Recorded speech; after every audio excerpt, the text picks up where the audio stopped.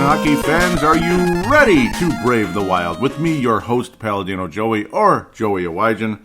Brave the Wild is available on Apple Podcasts, Google Podcasts, Stitcher, Double Twist, and others to name a few.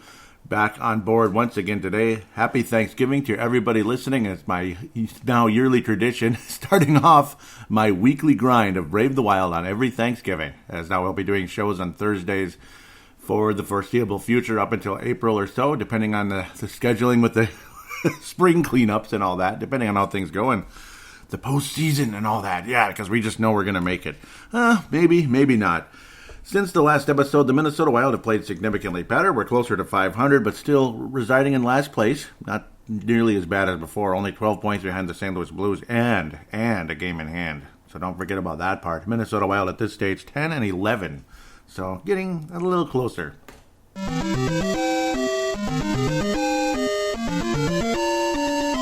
But it depends on your point of view. Does it all matter? Does it all matter? Does it matter if this team even makes the playoffs? Sure, it's fun and everything, but you just lose in the first round to St. Louis or Colorado or Edmonton Oilers or whoever. What fun is that, getting swept or beaten 5 games? And it's not trying to be it's not trying to come in with a negative point of view. It's just an honest point of view. I mean, do you see this team making a St. Louis Blues type of run? Do the Minnesota Wild have a Ryan O'Reilly? Do we? Do we have a Jordan Binnington? I don't think we do, and you need guys like that to get that far. The St. Louis Blues were supposed to do well. That's why Mike Yeo was fired when that team was playing so poorly, because it was like, why are they so bad? It didn't make any sense. And, well, then they got a guy that was able to push the right buttons in Berube, and bada bing, bada boom, things just changed like a miracle. It was literally a miracle. And how often do miracle seasons happen? Well, that was the Blues' first miracle season. And, well, you know, they've been around since '67, just like the Minnesota North Stars. It was the same, it was the same expansion class. I call it the second six. So there was the original 6. We know those heritage teams. And then you have the second 6. Minnesota, Pittsburgh, St. Louis, Philadelphia, California Golden Seals, and Los Angeles Kings, to name them. So that's just kind of how that goes. Minnesota Wild still struggling against the Los Angeles Kings, even though they've been pretty awful. That's basically where we left off, a 3-1 loss to the Kings. So we're just going to kind of look at 8 games. We're not going to review them in detail. Just kind of look at them and see how well the Wild were playing. Get caught up, per se. Last couple games, it's against New Jersey, New York. Those were okay. You know, he got 3 out of 4 points. That's cool. The Boston game, why? I don't know. But then beating Colorado in the XL Energy Center, that was cool. Winning in Buffalo, a team that's been struggling and up and down every bleeping year. They start out hot and ready to roll. Buffalo's ready to make their run, and they just, they drop off right away. Like this year, they dropped off much faster. Last year, I still have the memory embedded in my soul. Minnesota Wild playing Buffalo. They were playing well, 2-goal lead, like always. And Wild ended up losing the game on a miracle shot by frickin' Jason Pominville, like a miracle angle. Like there's just no way you're going to score an angle like that, and he did. And it was just the craziest thing ever. I remember it so well because I was freezing to death outside doing a lawn cleanup when it was just, beyond cold. And then I came home and watched the replay. Watched the entire game, and that was a fun game to watch, especially watching replays of that highlight time and time again. And of course, I listened to the game live the entire time as well. And that angle of that goal just made me want to cry at the end of the day. But back to present days here. Where do I stand on this team? Do I see them as a playoff team? I don't know. Certain guys are playing much better now, which is pretty cool. It's nice to see a lot of the younger guys playing better. One of the guys who is semi-young, and obviously the future is still very bright for him, and, we're going to be counting on him for a long time. I don't think he's on the trade block. That's Matt Dumba. Not playing so great. Not putting up the numbers. He's making some of the typical mistakes. His shot is off. It's been missing the net. Obviously, he's getting blocked as well. People are blocking the dumb bomb, or he's just flat out missing. Looking like Fulton Reed out there. Looking like Fulton Reed from the Mighty Ducks movies and such. 1 out of 5. Maybe he's not that inaccurate, but still. I don't know. We'd like to see a little more accuracy out of him and such. So let's try to semi-get caught up here again. It's nice to see Fiala and all the others playing a bit better. Horrible loss to the LA Kings in Staples Center, the arena that can hold 3 teams, believe it or not. Like Minnesota, we can't hold 2 teams in one for some reason. Yet Los Angeles, and I know they have better funds for their arena and everything, but They also have a lot more money to build other arenas and stadiums and stuff, but maybe they just don't have the space in a city like that. That might have another thing to do with it.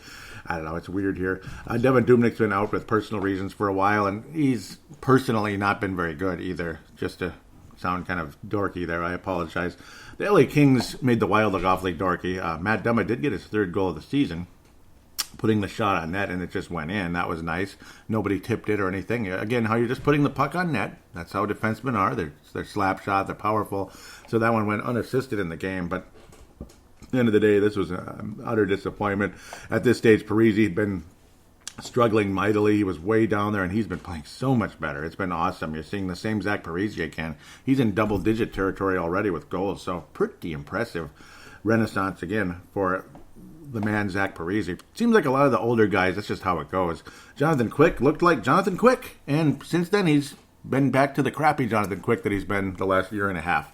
Oft injured and all that. You know, he's one of those guys who got beat up, kind of like Nicholas Backstrom, who was just, he was a lights-out Stonewall goaltender for so long, and then the injuries over the course of his career just caught up, and then the quickness to to avoid the pun, because I'm getting a little silly here, wasn't there anymore. The quickness just wasn't there anymore for Nicholas Backstrom, and plus he was one of the worst shootout goalies I've ever seen, and Dubnyk's not very good at those either, if you hadn't noticed.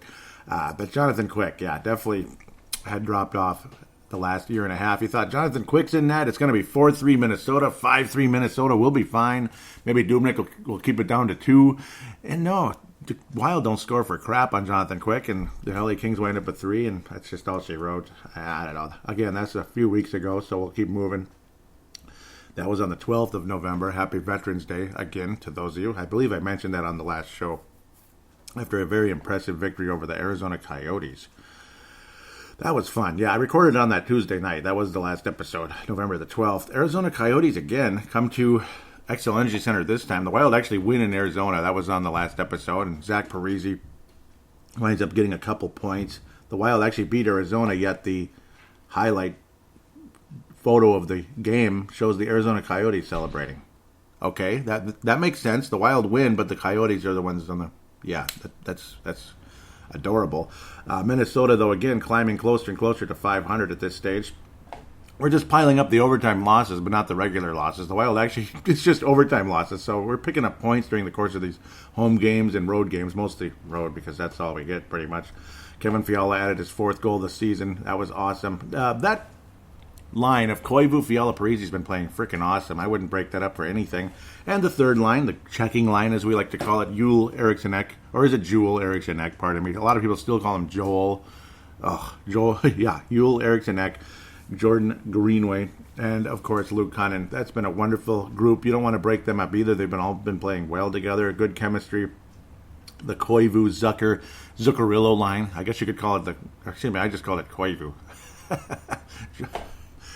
Eric Stahl, pardon me. Eric Stahl is the center of that top line, so to speak, the so-called quote-unquote, air quotes, top line. I think it might be the Koivu, Parise, and Fiala lately, but I don't know.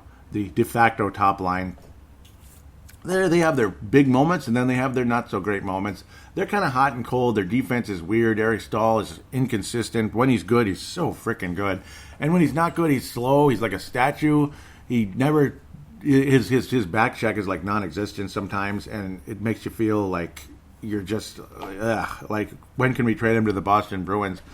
And yeah, I hate bringing up that team right now with what happened a couple days ago, but it is what it is. Parise, though, again, continuing to step it up during the course of time. Greenway finally got his first goal of the season, which is crazy. Despite his good play, finally pays off. He'd been so close to scoring. And, of course, his physicality, he's in the right place, right time, and he finally gets rewarded with one. That ended up being the game-winning goal against the Arizona Coyotes, finally putting one in, and Jonas Brodin with a rare point on the assist. And, of course, Joel Eriksson-Ek would pick up anything he can get throughout the course of time there. Again, that third line working together there with Jonas Brodin and Dumba pairing down the stretch there. Minnesota ended up surviving one. Things got kind of crazy in the Minnesota Wild victory over Arizona. I didn't even talk about it on the last episode because it had happened then. Darcy Kemper starting to kind of chirp and stuff.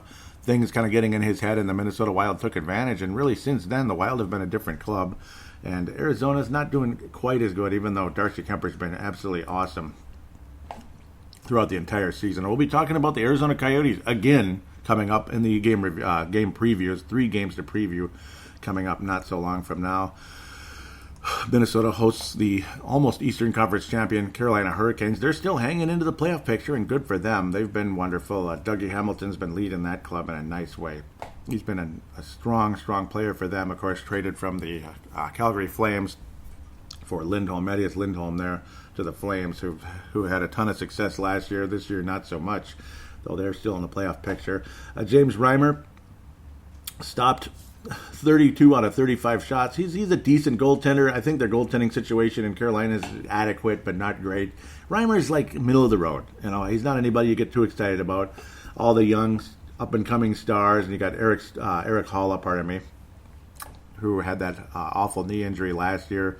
He doesn't look like the same player, and that's too bad. Nino Niederreiter winds up getting his first point against the Wild in XL Energy Center as a member of the Carolina Hurricanes, which, he's going to be there a while and have a lot of success, I'm sure. Minnesota does not end up winning this game, unfortunately, and gets no points at the end of the day. This one was a bummer. Actually, we did. Yeah, this was the overtime game. Minnesota, again, another crappy 3-on-3 situation. That's pretty much the case here throughout the course of this episode, the last 2 weeks here. And yes, of course, it was an overtime game, 3-on-3. Yeah, who could forget, obviously, what took place. It's just, I don't know. I mean, you keep seeing slow guys out there. You keep seeing the Koivus, the Suitors out there in the overtime period. It's wide open hockey, 3-on-3, and you have your slowest guys out there. It doesn't make a whole lot of sense. Okay, maybe you want Stahl out there for a bit here and there because he can make plays and he's capable of scoring. But yikes. I mean, it's just an absolute nightmare. And it just keeps happening. And he's got the energy, and of course you want him out there. You got to think sooner or later he's going to break through and be the Matt Dumba we saw in the first half of last year before that torso injury, the pectoral injury. But it just wasn't meant to be once again.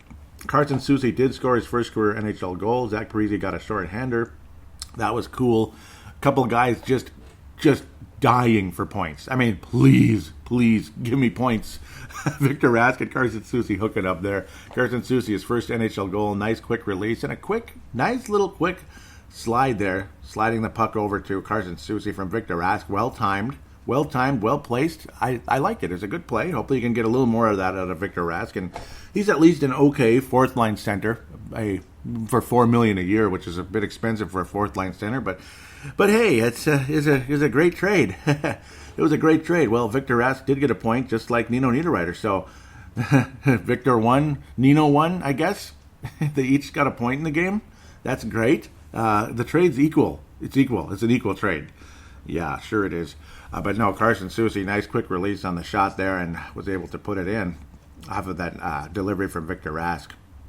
I like that. Very happy for Carson Soucy, and he's the Nick Steeler of this season, I guess. Nick Steeler, like a year and a half ago, got going during the Jonas Brodin injury. Got going, went up to the second pairing. That's how good Nick Steeler was playing. He was on the second pairing, and Carson Soucy was still just kind of rotting in the AHL.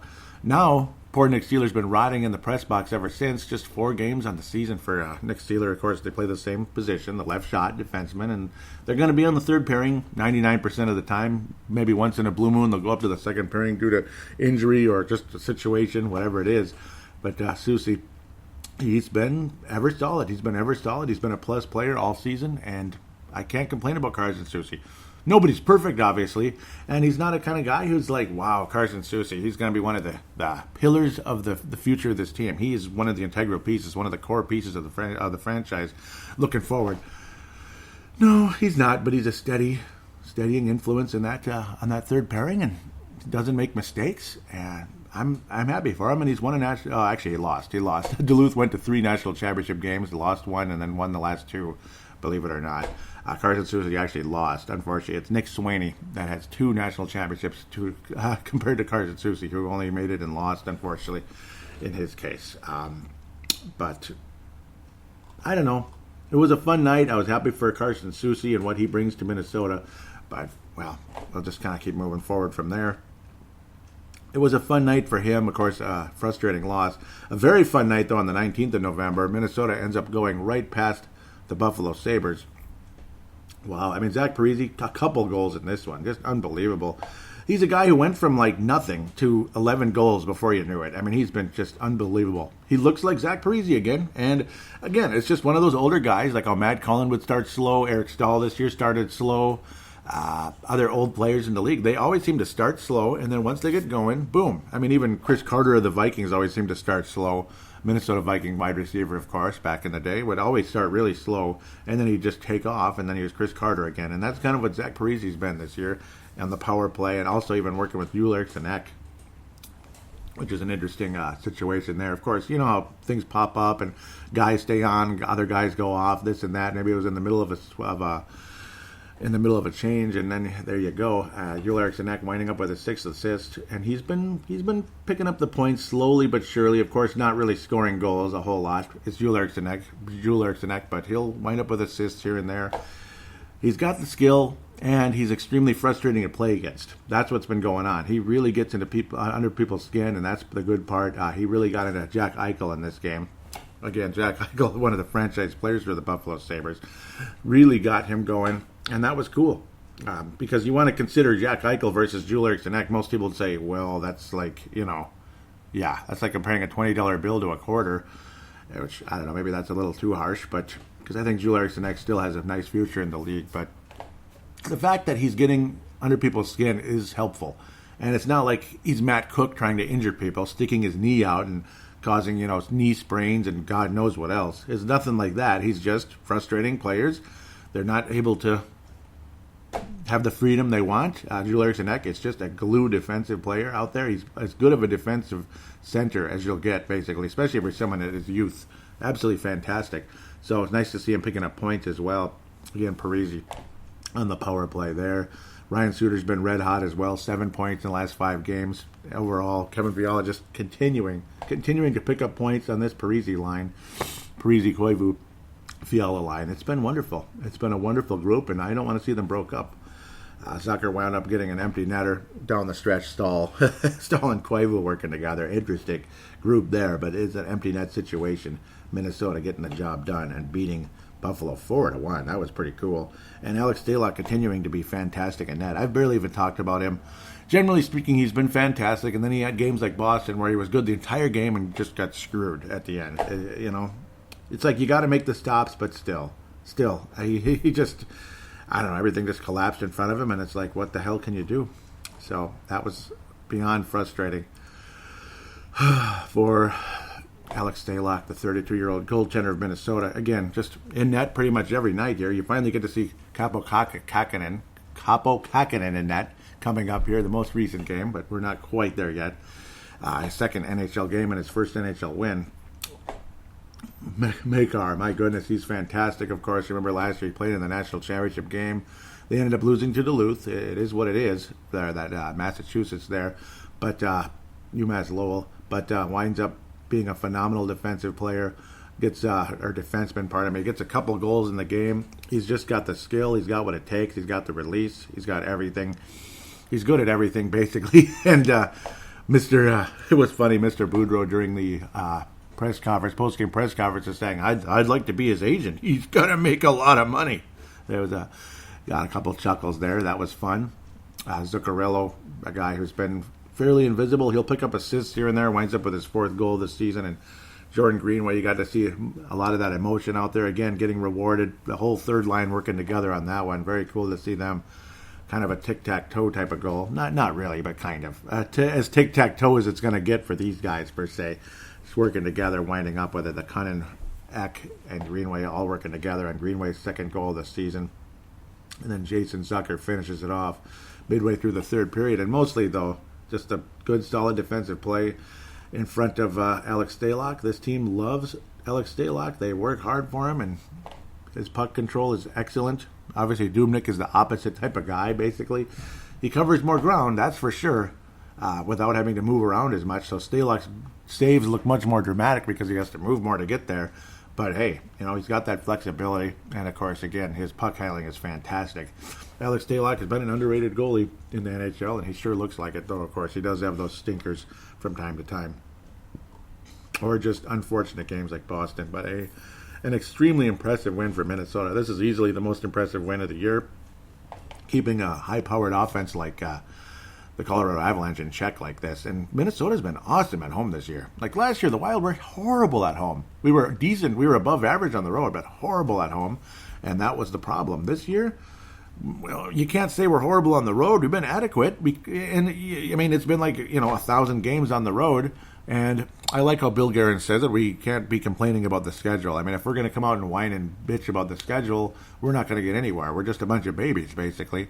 So because it's all relative. You're going to have half home, half away. So if you have a ton of away games right now, you're going to have a ton of home games later, which could mean maybe they will make the playoffs. Maybe they will.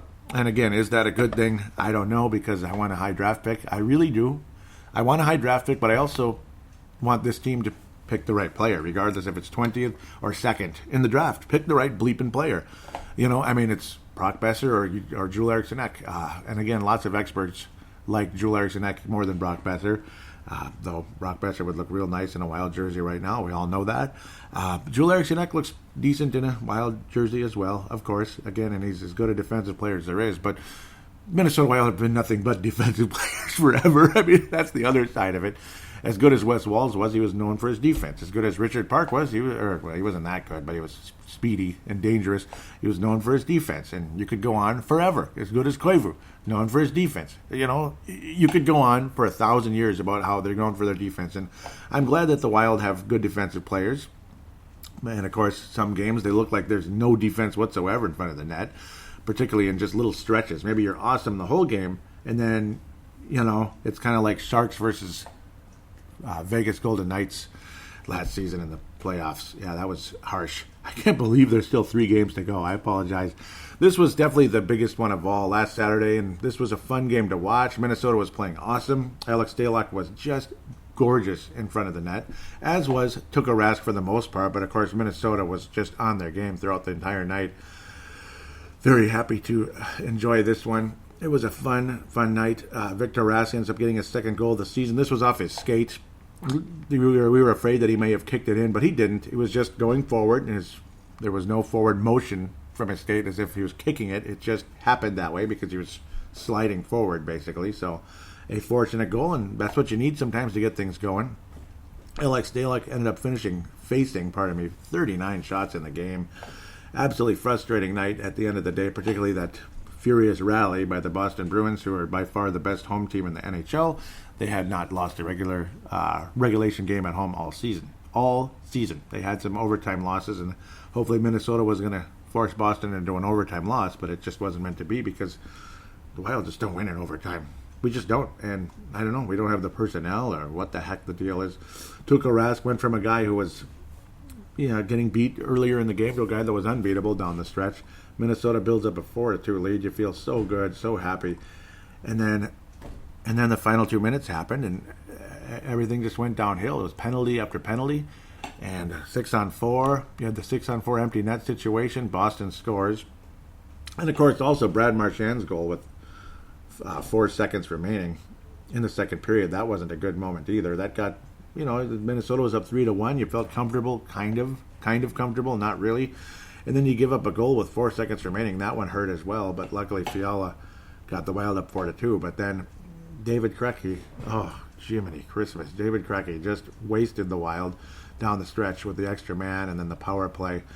You had the extra man, then you had a power play penalty on Minnesota per se, and Krecke was able to finish there 6-on-4. You just knew bad things were going to happen when the penalty took place and Boston got on the power play and they had their extra man already. You knew bad things were going to happen, and of course they did. And then you see Torrey Krug just take off like Matt Dumba, or I don't even want to think about it anymore. Chicago defenseman last year against Arizona. That was extremely frustrating as well when I was counting on Kemper to win me a fantasy championship. I didn't end up winning anyway, but that one almost cost me.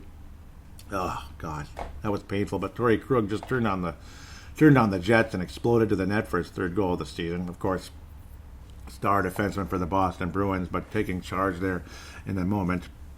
That was a big time play, and just Minnesota just caught sleeping again. I mean, we just anytime anybody gets any type of a burst, it seems like the Wild are just not fast enough, particularly in these overtime periods. We always have slow players on the ice, and next thing you know, it's game over, and Boston wins 5-4 after leading the entire game. And how good Alex Stalock was, I felt terrible for him because it counts as 5 goals. 5 goals. Luckily, it wasn't all in the 60 minutes there. It was a couple extra minutes, but a lot of good that's going to do. The math is still going to suck for Alex Stalock there, and his goals against average dropped big time. An awesome game from Kevin Fiala, though. The energy was there. He had 8 shots on net, a couple of blocks. What an awesome game from Kevin Fiala, and he's becoming more and more of a piece for the future for Minnesota rather than just like I called him last time around, like a lottery ticket. Like, hopefully he'll be something at some point because he had the skill. The skill's visible, but the results aren't there. And now you're seeing better effort and you're seeing more results. So it looks like Kevin Fiala will be a piece. He's not a franchise player, but he might be one of those guys that they'll be talking about. He's one of the best players in Minnesota, a 30-goal type of guy with a ton of skill who can kind of do it all. And hopefully that's what Kevin Fiala is heading towards. A couple of blocks, though, very encouraging, but down the stretch this game, heartbreaking in the final 2 minutes. Just absolutely devastating. And Boston remains, well, they remain, other than overtime losses, they have not lost a regulation game at home the entire season. So no regulation losses at home. Extremely impressive for the Boston Bruins. And boy, are they determined to win that Stanley Cup. They still, to this day, have not have only lost 3 regulation games. So I guess, with the overtimes, they'd have lost. In the playoffs, there's no extra point for losing in overtime. You lose the game. We all know that. We move on to Monday, the 25th, as we're getting caught up here. Another crappy overtime loss for Minnesota. It's just chalk it up again. Ryan Donato getting his 2nd goal of the season. Him and Ryan Hartman. The Ryans teaming up on the 4th line there for something. That was nice. Second line, again, Parise, Fiala adding the points. But ultimately, at the end of the day, Minnesota not productive against an aging goaltender. And that's just all there is to say. And Henrik Lundqvist has not had a good year at all. Neither has the semi-goalie of the future, Gorgiev. Neither one of them has been playing that spectacular for the New York Rangers. But very bright future for them. It's just the future isn't quite yet. They're above 500 and everything, but they're not ready for any type of big time. I don't even think the New York Rangers are playoff material at this stage, but in time. You got guys like Brendan Lemieux and Capo Caco. Gotta love that name. It is hilarious. It's a hilarious name, but he's obviously got a great future. Jacob Trouba, big contract in the offseason as well. And Ryan Lundgren, that sounds extremely familiar, the former Gopher, hanging in there in the second pairing for the New York Rangers. It's a likable team. It's a team you can say, hey, I don't mind them at all. Like years ago, you got sick of them, like because every damn free agent in the world that he's going to the Rangers. No matter who it was, if it was Gretzky, obviously Messier. If it was whoever, Jaromir Jagr winds up there. This guy winds up there. That guy winds up there. You got sick and tired of it. And then now, they're just building from within, generally speaking, with a couple of solid free agents, solid signings. And I kind of like what New York is doing. Hopefully the Wild can have a quick turnaround because New York was so bad last year. The Wild just rolled past them last season. But they're clearly an improved team, and hopefully Minnesota can have a quick turnaround as well with Bill Guerin in charge. And, of course, some of these young guys taking the steps they need to take to get forward. Dumba is just not finding the puck luck. He's just not finding it. Still 9 points on the season despite very aggressive in this game. Just did not get rewarded, unfortunately. But I think he will eventually. He actually got cut in the fantasy league I'm in, so you can kind of guess who picked him up.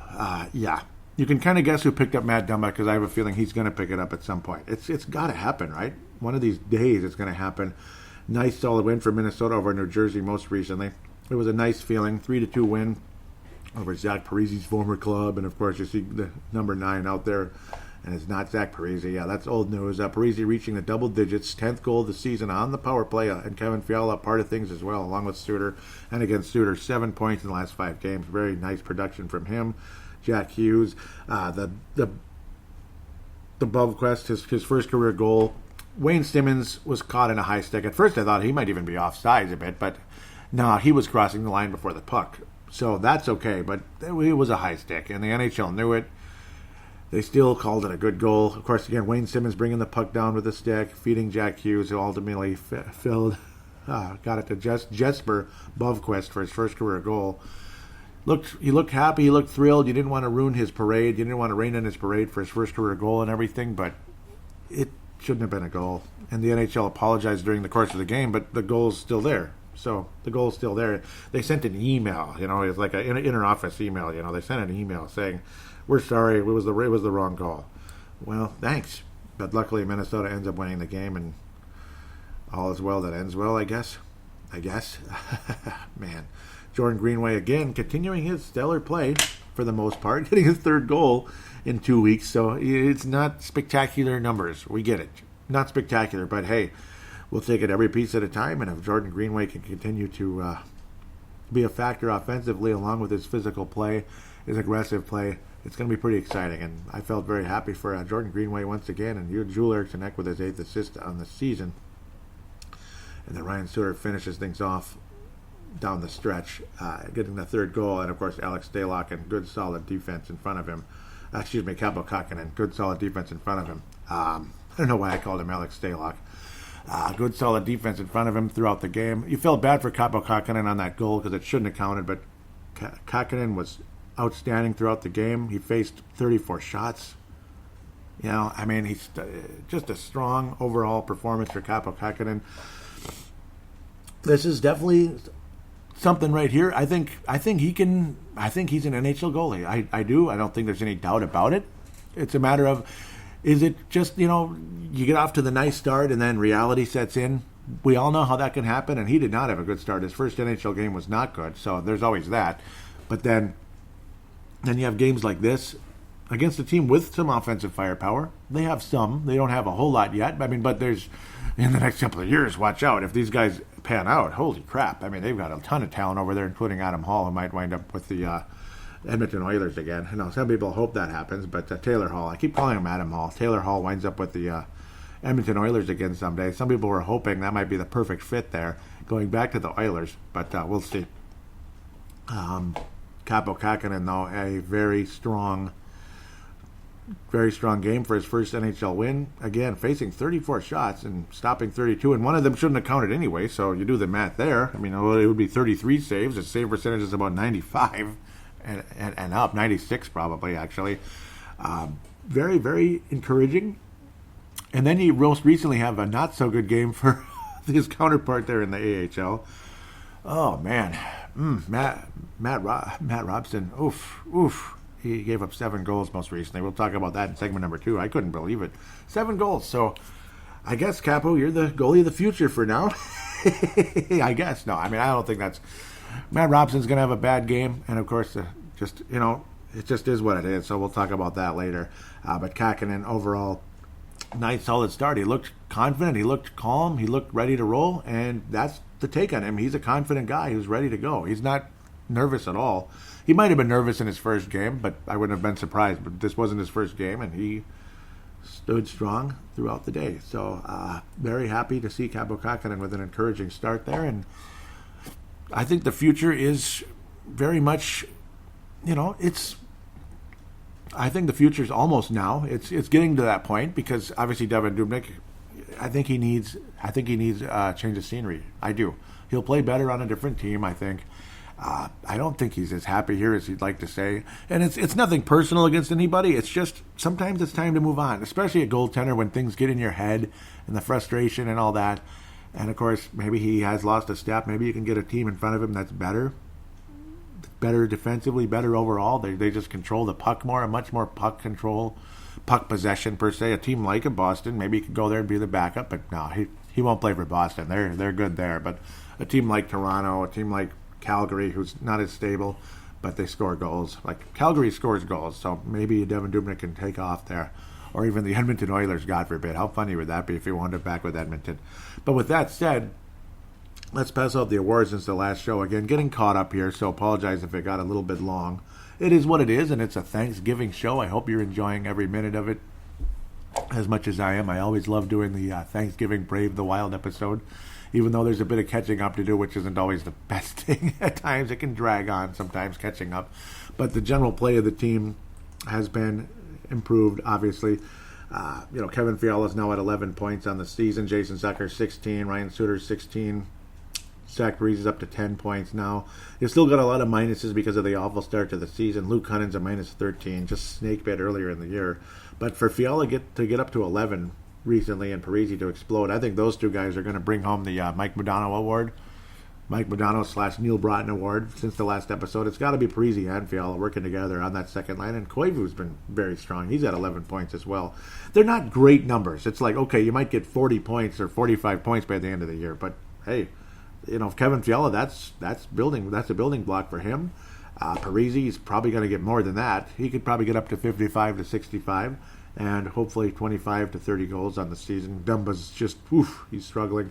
But no, Parise and Fiala will get the Modano. Matt Dumba is going to bring home the James Shepherd Memorial because it's just not happening for him right now. And again, this is a very gentle one. I'm not saying he sucks. I'm not saying he had a crappy week or a crappy couple weeks or anything. It's just not. He's just not finding the net like you'd like. And you're hoping for the best here for Matt Dumba. -7. I mean, it's been worse. He's caught up a bit. But he needs to continue to get better. And, of course, I got to think he's going to find the net more and more often soon. And, of course, if it's from a tip-in from someone else where he gets the assist, of course, or they just start going through and then you start talking about dumb bombs. And next thing you know, he's got 15 goals. And then it's like, okay, all's right with the Dumba world. And you start feeling better. So all's right with the dumb bomb. And hopefully that continues to happen. But for now, unfortunately, I'm going to have to pass out the James Shepherd Memorial. With that said, we'll take a quick break. We'll preview a couple games and look at the prospects and wrap up the show in segment number 2.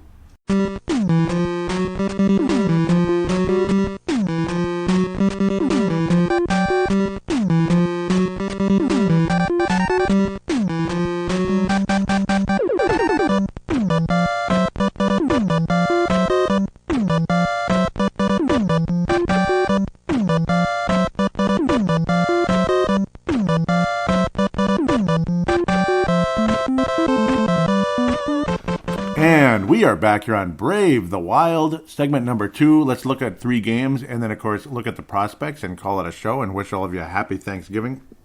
The Minnesota Wild will be hosting the Ottawa Senators, a matinee game on November the 29th, Black Friday. So while you're using your Best Buy app or whatever app it might be, Amazon or something, possibly, because screw Black Friday with the shopping, just do the cyber thing. I think it's much easier and better.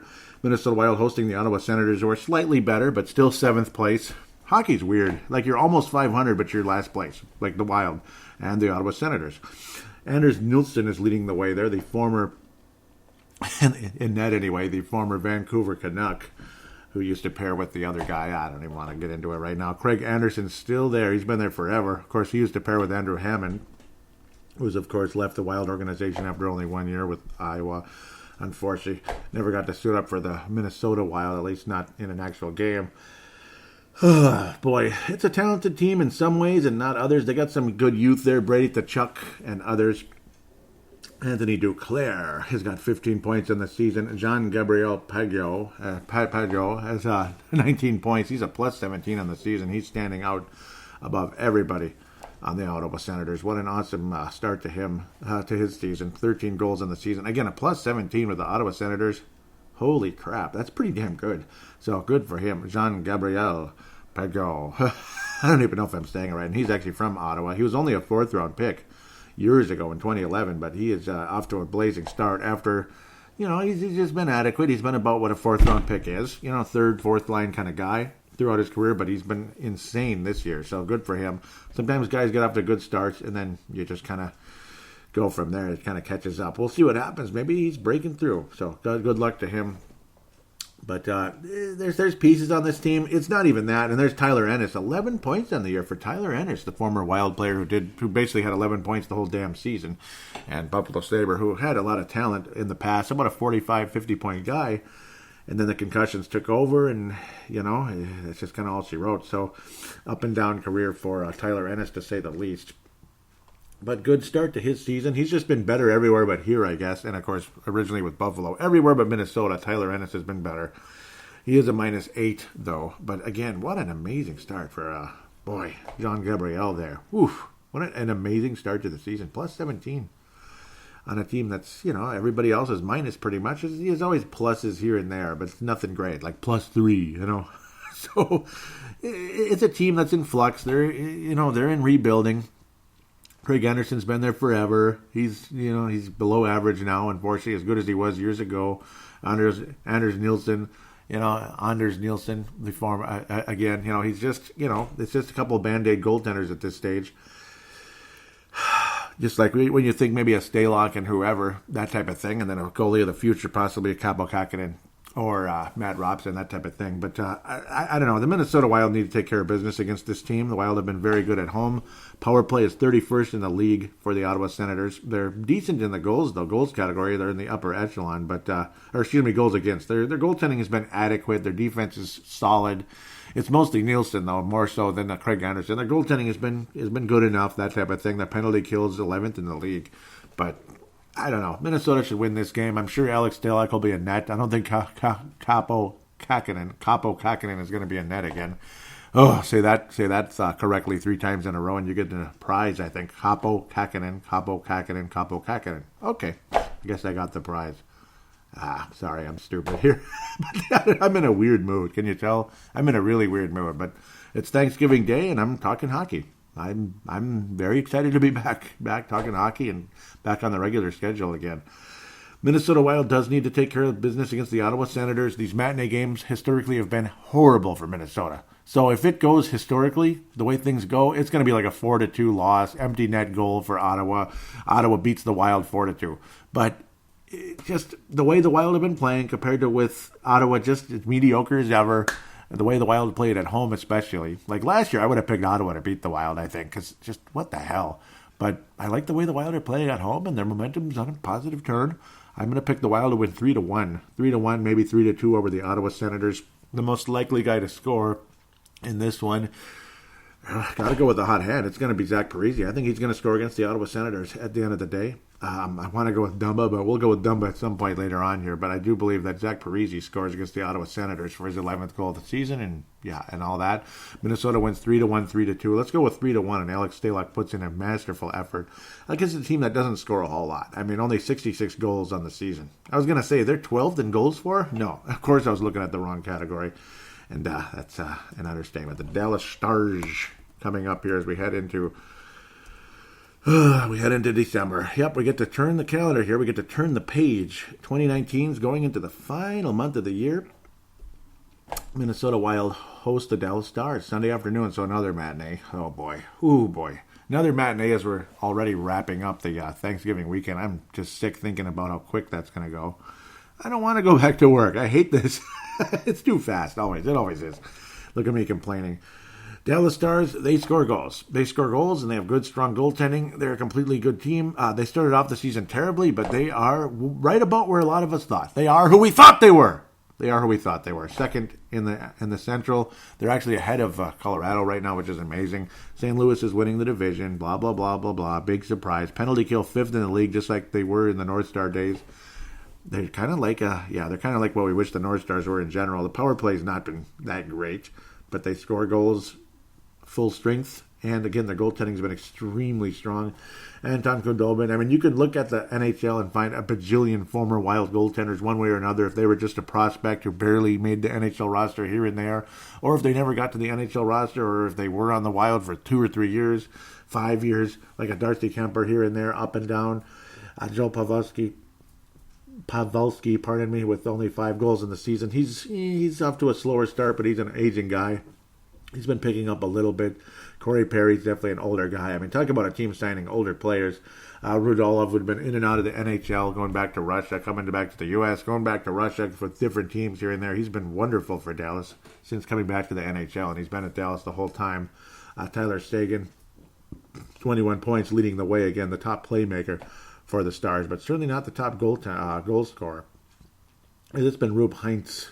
It's just kind of a consistent up and down. There's no star goal scorer for the Dallas Stars. It's just kind of a group effort and good, strong, awesome goaltending. Khudobin, 2.14 goals against average. Here's the most alarming statistic, though, and this is what tells you how consistent these goalies are. How many shutouts do the Dallas Stars have this year?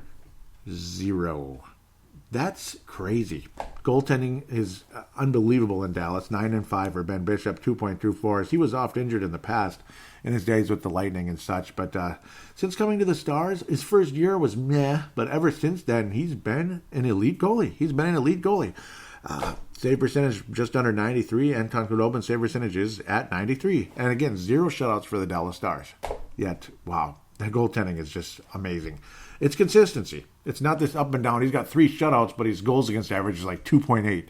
Well, yay. That means he's just Mr. Hot and Cold. And sometimes I felt that way about Kaapo Kähkönen last year with the Iowa Wild. After some amazing stretches, then he'd have goals like Matt Robson did the other night, where Robson was the consistent guy until that game. So that was a disappointment, to say the least. That's the Stars affiliate there, the Texas Stars. Trashing the Iowa Wild the other night. Ugh, that one's bugging me, man. I'm mad about that game. It pisses me off. 7 goals, and they all counted. So you can tell that one hurts. I don't think the Wild beat the Dallas Stars. It's a crappy matchup. It's never been good. And the Stars are playing phenomenal hockey. I think Dallas wins the game 3-2, 4-2, maybe an empty netter. At the end of the day, I just think they're a better team. The most likely guy to score for the Minnesota Wild in this one, gosh, I mean, who is it going to be in this one? I mean, Erik Haula. Yeah, okay. Erik Haula. That would be cute, wouldn't it? No. It's like I almost should have saved this one for Zach Parise. But no, the most likely guy to score will be Eric Staal. I think he finds the net again. He'd been quiet of late, but he'll find the net against the Dallas Stars. But the Wild lose. They only score 2 goals in this game, 3-2 or 4-2, possibly empty netter down the stretch. I think the Wild lose in regulation, and if we force OT, we'll find a way to lose, I'm sure. And I'm not trying to be negative. It's the way it is, right? You know the song, "Some Things Never Change, it's the way it is." Well, until things do change, that's our theme song heading into overtime.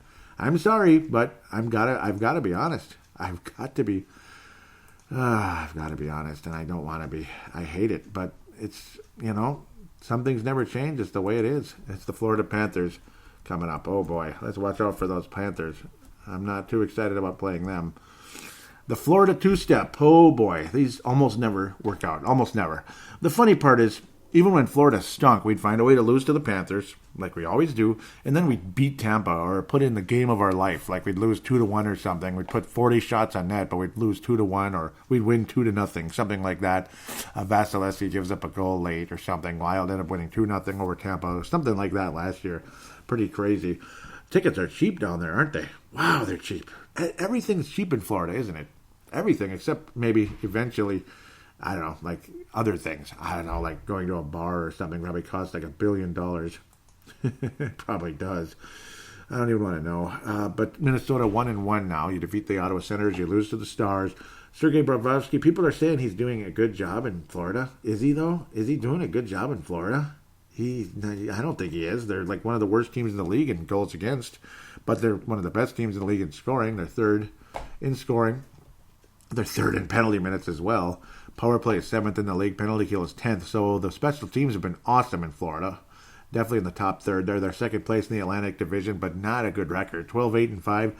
They don't look like a second place team with that record, but they have all kinds of young talent and veteran talent and a goaltender that's, it's a crappy contract. They screwed up here. And again, he's averaging about 3.5 goals against is Sergei Bobrovsky. He's not that good.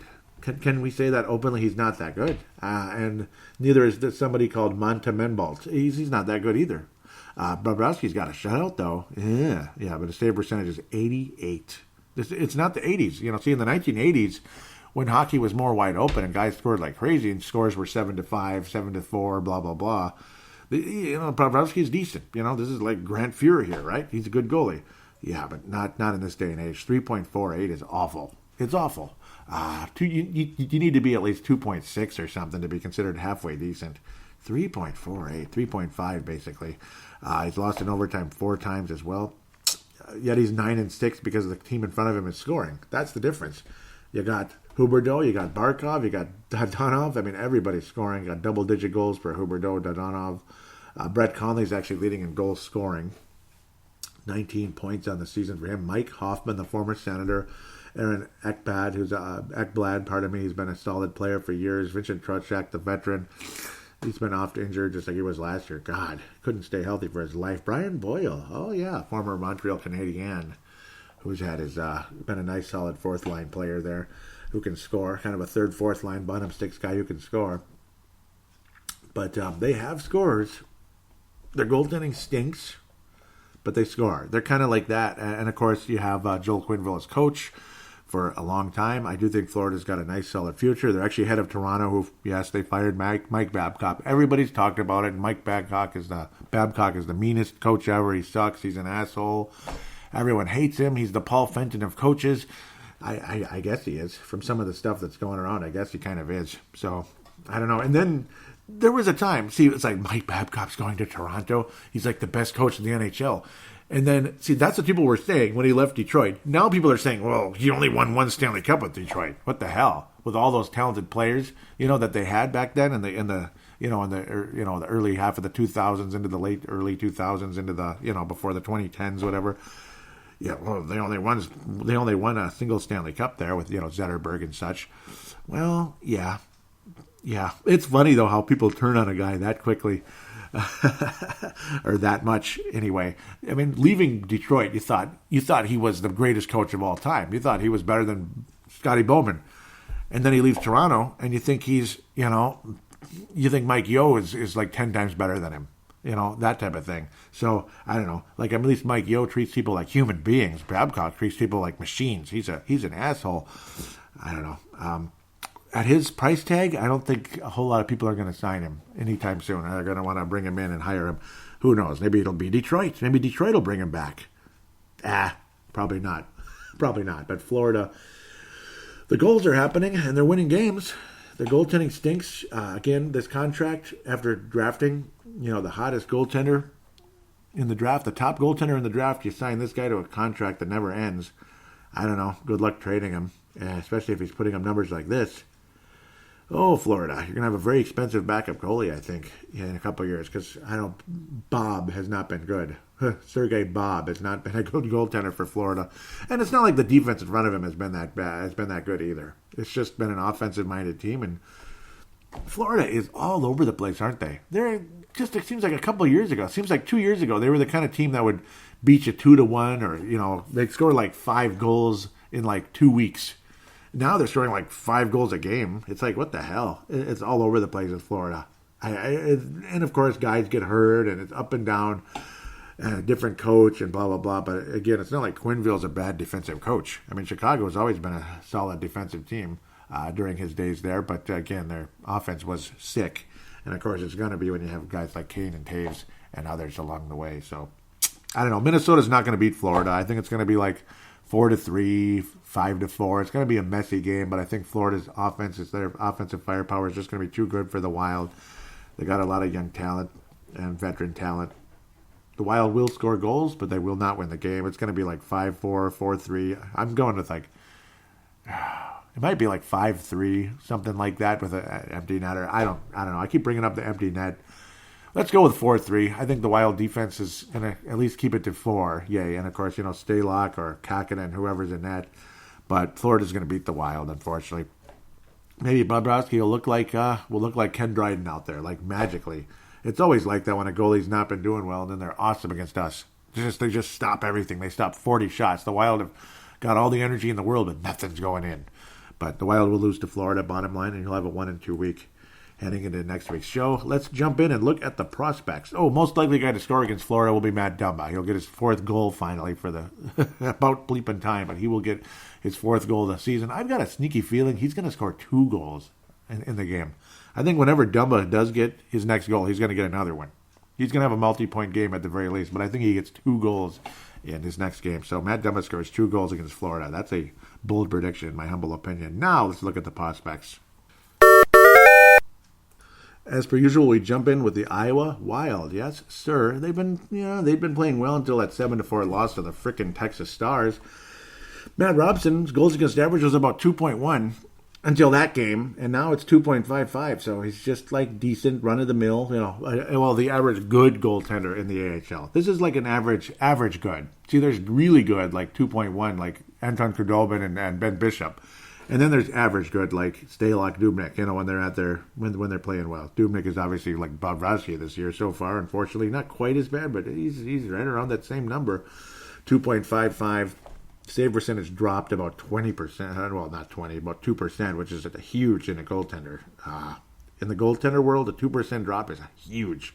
Still a little bit ahead of Kaapo Kähkönen, but not much. Kaapo Kähkönen. His goals against average slightly better, and again the record 7-2. And Matt Robson has had 4 overtime losses. That's kind of rough. He's been snake bit in those close games, as Robson, unfortunately. So hopefully he can bounce back nicely. I'm guessing he'll be in that again, of course, until Dubnyk comes back. He'll be the main goalie for the Iowa Wild. Otherwise, we could be seeing Bierbo get his debut in the AHL. Nico Sturm's now up to 8 points. He's been quietly climbing up. He's kind of like the Joel Eriksson Ek, I guess, quietly climbing up for the Iowa Wild.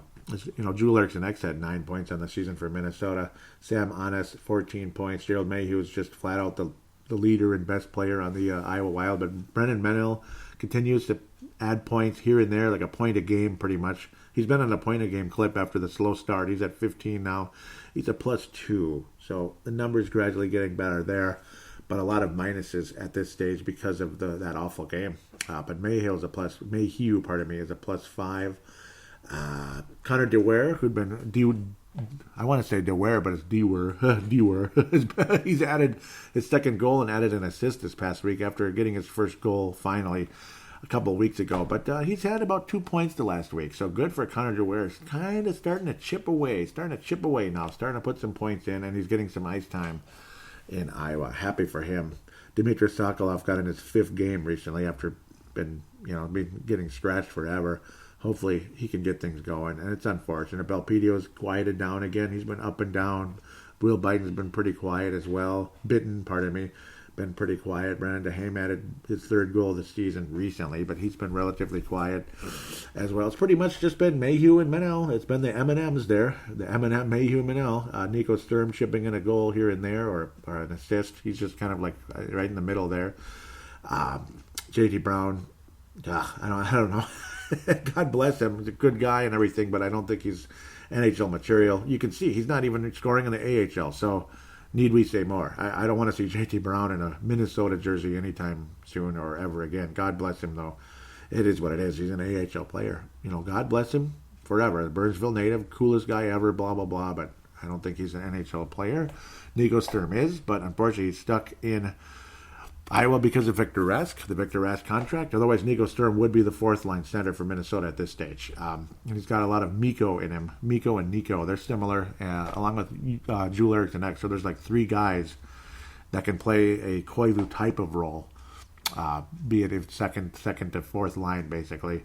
But there's only room for 2 of them right now because of Victor Rask at the end of the day. And Minnesota's still lacking that top center, because Gerald Mayhew's not a top center, and he's really more or less a right wing, but he'll play center down in Iowa. Brennan Menell, wonderful future for him. I can't wait to see him in a Minnesota jersey. Let's just say Minnesota and Iowa because they're both wild. Still only 22 years of age, but just an awesome offensive weapon in Iowa. Very, very proud to see how he's rolling along. Matthew Boldy finally added his first assist for Boston College. 2nd point in 12 games for Matthew Boldy. He's off to a slow start, but again, it's just patience. It's patience. It's one of those things. I mean, Casey Middlestad started off slowly still, and I think he's still slow in terms of the NHL. He's still not putting in the points. First off's at a half point a game for the University of Connecticut, 6-12 there, so good for him, I guess. Hunter Jones had a huge game most recently in the OHL, stopping over 40 shots. What an awesome game there. He was the prospect of the week on MNW Players because of how well he's done. At least he got my vote. I believe he wound up with the vote. But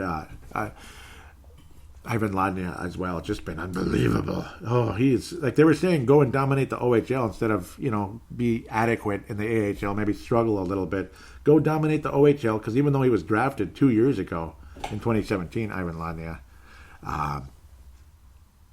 he still, they're still super young. So go ahead and dominate the OHL and then come to the AHL and see what happens.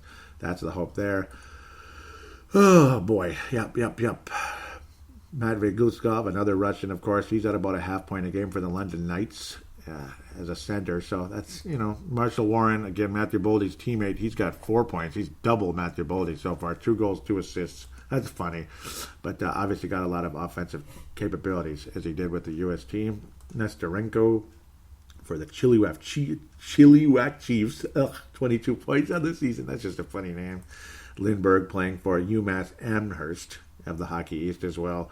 Still putting up the numbers. He's not getting in a whole lot of games. He's kind of like, he's like a backup that gets plenty of ice. He gets about half the games or so. Maybe like a bit of a platoon there in for UMass Amherst, but he's putting up awesome numbers. I guess he's kind of like Anton Khudobin that way. 1.97, 4-2 record. Good solid save percentage as well, about 92. Awesome for Philip Lindbergh. 7th round pick, as Minnesota's good at 7th round picks.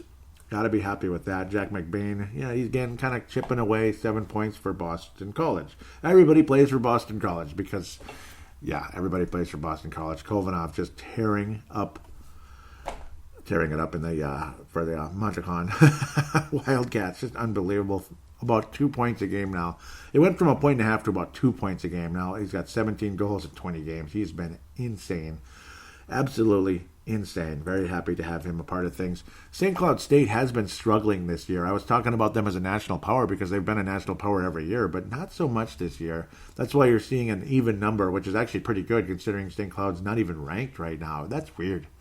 The Gophers are not anywhere near being ranked. St. Cloud State's not ranked. I don't know what happened there, but I guess you have drop-offs here and there. But the New Brighton native, Sam Henches, still at 1.5 a game, though, dominating for the NCHC's St. Cloud State. Only 2 points below last year's total already. So, again, Sam Henches has just been phenomenal so far. He's the leading scorer with a wide margin so far for St. Cloud State. So an exciting prospect there. It's just too bad that they're not real good.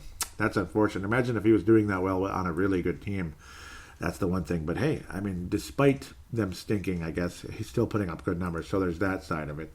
And Lodney, like I said, he's at about 2 points a game now. 2 points a game for the Niagara Ice Dogs. 12 goals in 14 games, 23 total points. He's at +7 after a gorgeous start in the OHL. Just hope the son of a gun can stay healthy because he had a shoulder injury a year ago and he just missed a ton of time. And he was always kind of hovering around a point a game, slightly above, slightly below, slightly above, slightly below. It was like, okay, come on, break through. And he's finally kind of doing it now. It's about bleeping time, right? Because I think Lania's got some potential. It's just, again, how the NHL went to small skilled guys and now back to power. Went from powerful guys from forever, powerful guys with some skill, down to small skilled guys, then back to powerful guys again. So hopefully Lania can make it in the NHL. He's going to be good enough, hopefully, to do that. Nick Swaney, numbers down a little bit, but then again, are they really down? He's putting in the points. He's got 3 goals, 5 assists, 8 total points in 11 games for the University of Minnesota Duluth. Good for him at the end of the day. Bryce Misley. Let's stick to Bryce Misley watch. He's still 1 bleeping goal in 10 games. Oh, Bryce. Oh, I want the University of Vermont to break through again. I feel bad for them. I do. It's just, you think about all these schools out there. You get your Quinnipiacs, you get your North Dakotas, you get your Denvers. Quinnipiac is occasionally good, and then they're up and down here and there. But then you have teams like Lake Superior State that used to rule the college world in hockey, and ever since, you'd never hear about them again. Northern Michigan, you never hear about them again. Then you have University of Vermont. They made it to the tournament. I believe they even went to the Frozen Four about 10 years ago, and you never hear about them again, ever. And it's like unbelievable. It's sad. Union, I hope we don't hear about them ever again. That's one team I don't want to hear about them ever again. But it's weird how that happens, how they just vanish off the face of the earth, and they're just stuck. And I feel bad for them. I do. I feel bad for them. You want to see them kind of make a comeback. You're sick of the Denvers and the North Dakotas.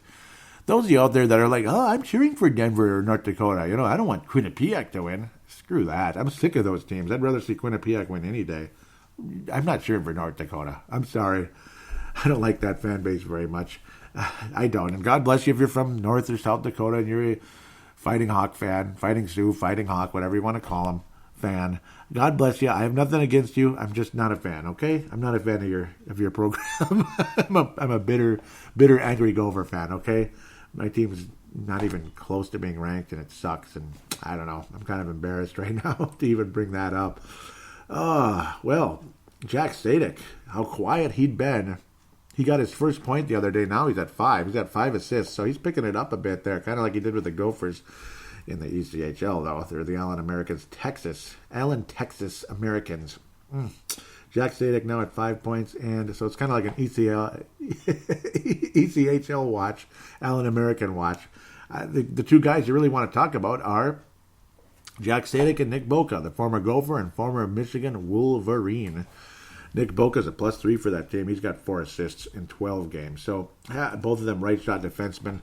Both of them solid. Jack Sadek's got a little more offensive capabilities than Nick Boca, but Boca's that big, strong, physical guy. He's kind of got a little Nick Steeler in him. Remember how Steeler used to pile up the penalty minutes and such in college and in the AHL? He never actually really played in the ECHL, if I can remember correctly. So I feel bad for Sadek and Boca, but right now the spots are kind of filled up in the AHL with veterans and young guys. You know, you got your Brennan Menels and Belpedio.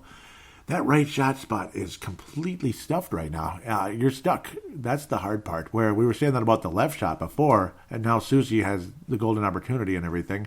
As soon as somebody like Greg Pattern either gets traded or let go or whatever the heck we're going to do with him, obviously he hasn't played a game this year and he's still recovering and this and that. As soon as he gets let go or whatever, there's at least one spot floating there. And do you want the young skill guy like a Menel to come up? Or what can you do there? I mean, the good news is you have a tough guy with him on the left side, like a Susie or a Steeler. That's the side of it that you can kind of even things out. You have the tough physical guy with him to, stay at home, so to speak, if the offensive guy wants to step up on the play, per se. Menel, Belpedio, whatever. Well, Belpedio is kind of in the middle, obviously he's just a good, solid defensive player with offensive capability. Brennan Menels, got that Spurgeon, when possibly more of a higher scorer than Spurgeon in the NHL, possibly as good as Spurgeon's been. Menel might be more offensive minded, where Spurgeon's kind of, intangible, this and that. He's kind of good at everything. But you're stuck though because Dumba and Spurgeon are signed for a long time. So I'm not mad that they're signed. Those are two guys you want on this team for many years because of their capabilities. Obviously, Dumba's got offensive capabilities like crazy. Spurgeon's Mr. Intangible. He's got offense, but he's a great defensive player as well and extremely intelligent. Probably the highest IQ on the whole team, other than maybe Suter, who's obviously got a super high IQ. But, that last spot, is it going to have to be a physical guy like a Boca, kind of in the middle guy like Sadek? Who knows what's going to happen? But it's a logjam there. So I feel bad for Boca, Sadek, and, of course, Belpedio and Menel I feel bad for as well because it's 4 guys for possibly one spot. Because, again, unless you're looking at trading Spurgeon or Dumba, those spots aren't going to open up without an injury. And who's cheering for an injury? Come on, get hurt, Dumba or Spurgeon. Who would cheer for that? So I feel bad for these guys a little bit. I keep coming back to it because it's like, I feel for them. I want them to have a crack. But it's going to be a hell of a time. It's going to be a hell of a time getting there. So that's kind of where I stand with that at this stage. It's looking at that right shot defense. It's oofda. It's full. Left shot is what it is. Don't be surprised if Brodin gets traded at some point. Don't be too surprised. But then again, do you want to trade him? Like when he gets hurt or he gets traded, one of the two things, like when he got hurt last year or 2 years ago, it wasn't a good thing. We were super lucky that Steeler came up and was ready to go the way he was. But since then, I don't know. Steeler's not been the same guy. Susie's been steady and solid, but you're not going to get a whole lot of offense from the guy. He provides a little more than Greg Pattern, and he doesn't make the mistakes that Pattern would make on occasion. So, it's a interesting situation there with the Wild defense. You're very happy with your top 4 guys, but are you ever going to win a Stanley Cup with them? I don't know. Who knows? I'm not anticipating any type of a trade anytime soon with any of those guys, but at the same time, that might be what it may take to get a prolific scorer, because obviously this team has not had a prolific scorer since our very first round pick, Marian Gaborik. We haven't had it. You can go ahead and say that Eric Stahl was prolific that 1 year with 42 goals. He was really good, but you just never got that feeling like, wow, Eric Stahl is a franchise goal scorer, because you knew the other shoe would drop. He's getting older, and, he kind of is what he is. He's as good as he's going to be. And time is going to catch up with him. It's not like he was 22 years old like he was with the Carolina Hurricanes years ago, and he had that bright future ahead of him, and he was hoisting Lord Stanley's Cup at age 21. What an unbelievable thing that must have been. 100-point season. And then next thing you know, he wasn't the same guy. He wasn't as dominant, let's just say. He had that great season, and then he was a 60, 70-point guy. Like, nothing wrong with 60, 70. It's just 100 is a little more exciting. And I don't know. Minnesota Wild have lacked that forever. And, of course, at least we got hope coming up in April with Kirill Kaprizov. That's the hope. And then you keep getting more and more excited about somebody like Alexander Kovanov, again, for the Wildcats, Quebec Major Junior Hockey League. It's exciting, but how quickly will he translate to the NHL? It's going to take time, I think. It's going to take time. I mean, I hope he's in the AHL next year, and I hope when he gets to the AHL, he's outstanding. But it's all a wait and see right now. I mean, how quickly do you translate from juniors to the AHL and ultimately the NHL? It's going to be interesting because, see, obviously Kirill Kaprizov is already in professional hockey. It's just Russian professional, and it's really hard to rack up points over there. The fact that he's the leading goal scorer in the entire KHL, it's freaking crazy cool. It's awesome. So that's where you get excited because it's a different brand over there. A lot of defense, a lot of physical play. So when you do score, it's freaking awesome. That's where you feel more confident with Kirill Kaprizov coming in than maybe a Kovanov right out of the gate. So, but the numbers have been freaking awesome in that junior hockey league there, Quebec Major Junior Hockey League for Kovanov. So I'm hopeful and optimistic, but we'll cross that bridge when we get there to name one of the 9 billion cliches you can name at the end of the day. So with that said, wishing all of you a happy Thanksgiving. This one's been a bit long, getting caught up, kind of talking about a lot of different things. There's a lot of different things you can talk about with this team right now. The future, the present, the past, whatever. The past is not as interesting at this point because it is what it is. The present is semi-interesting because you got guys like Greenway and Fiala stepping up. But the future is, it's crucial, obviously. Bill Guerin's going to make a move of some kind at some point. When will it be? Obviously, I mean, somebody's going to get traded. Will Dubnyk get traded? Will Zucker get traded? I'm thinking Zucker's not going to get traded because Bill Guerin loved him, but you never know. It might be the right move to make, to open up a spot for someone else at the end of the day because, well, the last two administrations, even though one lasted like a year and a half or so, it was about a year, but there were two drafts. There's a lot of guys that shoot left. And Jason Zucker shoots left, so don't be surprised. Don't be surprised if he gets traded just for that very reason, to open things up. If he doesn't, him being Garrett doesn't see if he doesn't see Zucker becoming a better player than he is at this stage. You like the skill, you like the speed, but the inconsistency has always been there. It's always been there for Zucker. So that's where things get very interesting. Zucker or Dubnyk, I think, are the top two guys most likely to be traded, followed by possibly Jonas Brodin at the end of the day. I don't see Dumba or Spurgeon get traded, but I guess you never know. Maybe Bill Guerin's not impressed. Maybe he's not impressed and he loves Brendan Mennel. He loves Louis Belpedio. That's what it would take. That's why he would make a move like that. Don't see Spurgeon getting traded, but again, I guess you never do know. You never do know. Sign a huge contract like that and trade him, that'd be weird. But, well, we'll wait and see on that. With that said, again, happy Thanksgiving to all of you. Sorry if this was a little too long for some of you. Maybe some of you are very happy and get to talk Minnesota Wild hockey for about an hour and 15 minutes. Nothing wrong with that, right?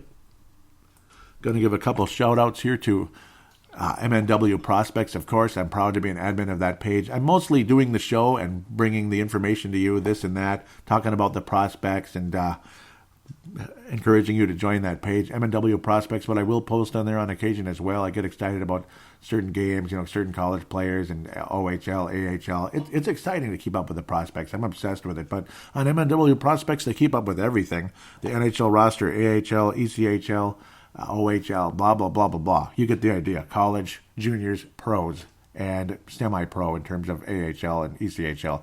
Like minor pro, we'll say, at the end of the day.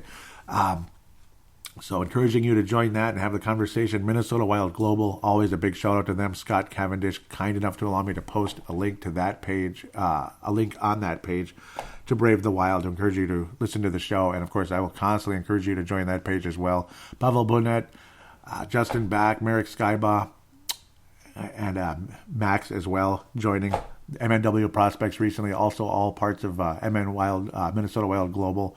Scott Cavendish founded that page. Love it. Thank you very much for having me on board there. I'm a founding member. We can say I'm one of the original members. So I'm more of a Sam Adams than a John Adams. If you get the idea, I'm not as high ranking per se, but I'm happy to be a part of that page. It's wonderful to be part of it, a founding member of that page. So encouraging you to join it. Minnesota Wild in-game threads and everything, just everything Minnesota Wild on there. And of course, Pavel Bunet will post about the prospects and links to MMW Prospects. We're all one big happy Minnesota Wild family. That's why they call it Minnesota Wild Global, because Pavel Bunet is from the Czech Republic. So very cool, very cool. Lots of great players come out of that area. No doubt about it. Encouraging you to join this page with the via audio submission. You can hear your voice with mine on here. That'd be great.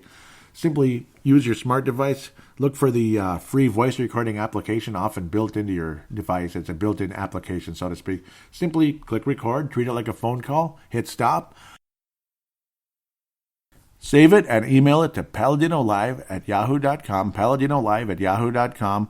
Also, at Brave the Wild is the Twitter account. I want to thank Vinrock Vince Germano for retweeting the show. Always appreciate that very much.